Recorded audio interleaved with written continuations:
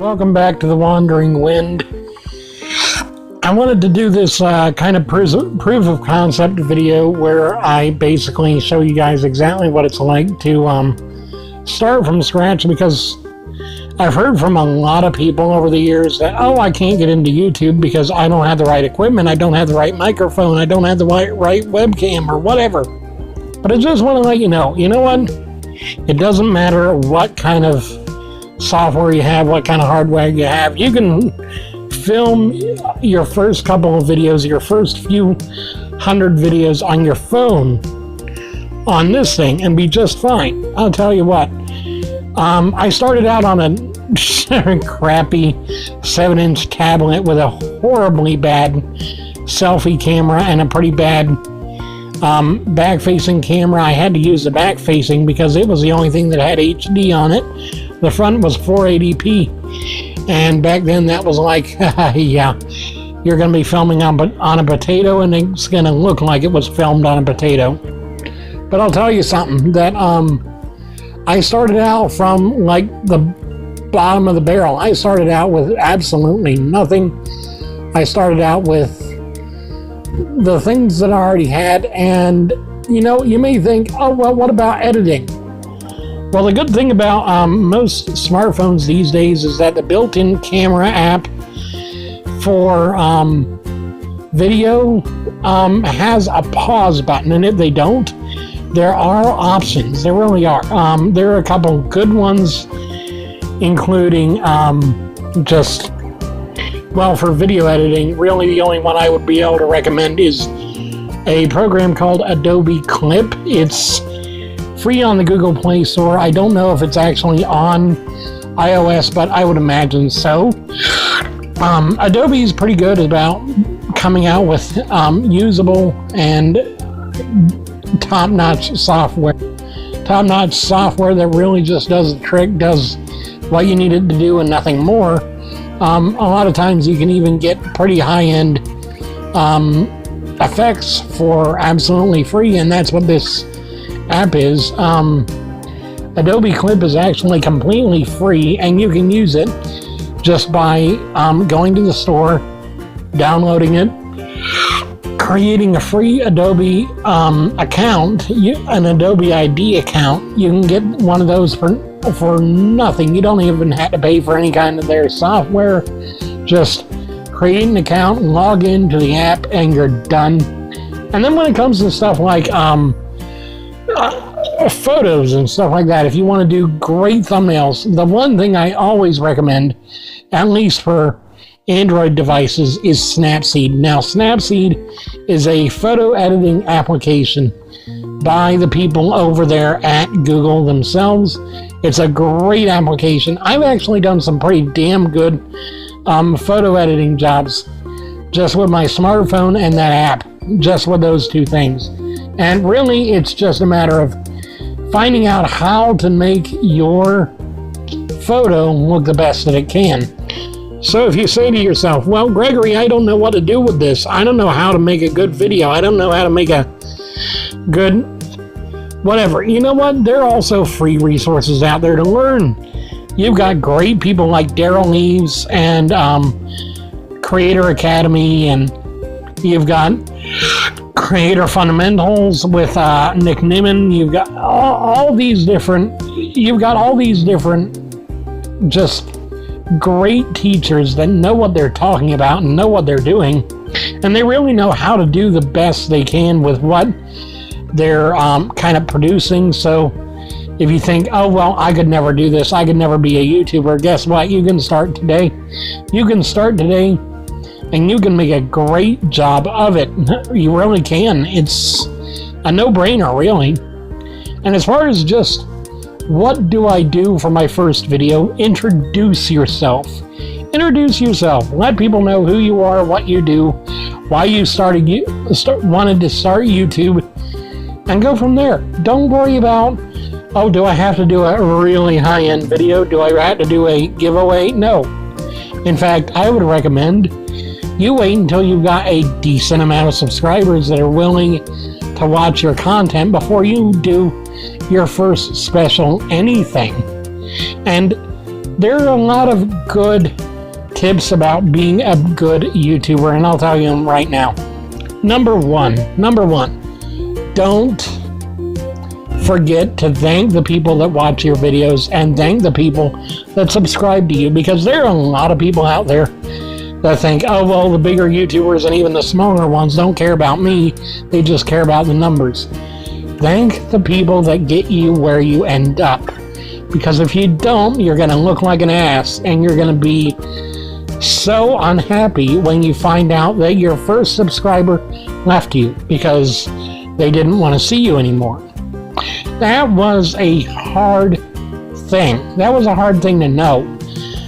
That my first subscribers left because I no longer paid attention to them. I no longer was being the productive person I knew I could be. And another great thing about gratitude is that it shows people that you're a genuine person, that you're not just out to get something from them, that you're not just out there to, make a quick buck, make a quick video and then go on with your life. It's the little things in life that helps. Finally, I want to thank you for just supporting me by watching the full length of this video. Watch time does make a huge difference, and that's one of the things that I'll even let you guys know about in the next couple of minutes. Watch time is probably the most crucial thing that you'll ever have to keep track of beyond just views. Now, I said earlier not to get hung up in the numbers, but there are a couple numbers you really want to keep an eye on to be able to not fall prey to the common errors of smaller creators. Now, one of the biggest things you need to keep track of is your retention rates and your watch time, because you can have 100 views on a video, but you'll only have 100 minutes of watch time, because after about a minute into the video, people are clicking off of it because they're not interested anymore. You need to keep people engaged. You need to keep people watching. You need to keep people just viewing your content as much and as often as you can. But there's another aspect to that, and I'll get to that in just a second.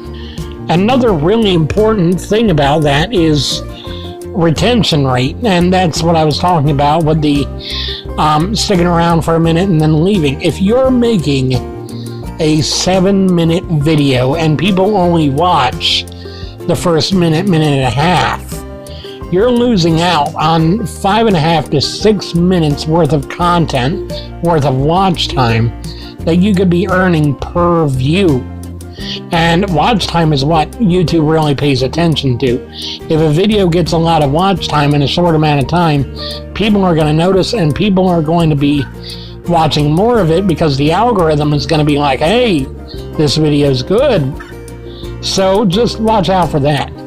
Another really crucial thing for YouTubers is watch your tags. Now, this won't be a big issue for you in the beginning until you get bigger, but watch what you put in the tags, because demonetization and even blocking and relegation off of the restricted mode is a really, really, really big thing. If you make a video about a popular topic or about an important news story, like about a natural disaster that's happened or some sort of crime or some sort of tragedy, don't expect to get a whole lot of views on that unless you're actively making it available for viewing, because the YouTube algorithm doesn't like advertiser unfriendly content. And another big thing about that is just watch how, as you grow, what you create and how you create it, because one, you don't want to lose who you are in trying to please the algorithm and your viewers, but at the same time, you don't want to really make the algorithm hate you, because then at least AdSense will be gone, and possibly a lot more will be as well. Finally, as a final note, for those of you that are like, well, what about monetization beyond YouTube? There are three main things that I like to recommend.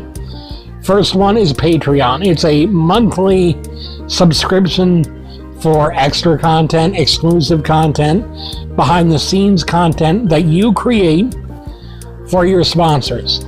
And you can promote it in your videos at the end of it, like I am here. Please check out my Patreon if you love me and want to support me and want to get some more extra content on the side.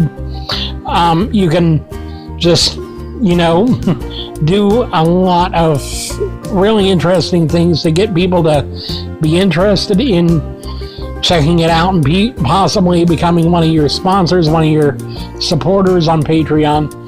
Secondly, if you do live streaming on YouTube or on Twitch, because I'll get into that in a later video, use Streamlabs and use their donation platform to get donations live for the good work you do, especially if you're a gamer or you're an IRL streamer, or you're a creative streamer, or whatever.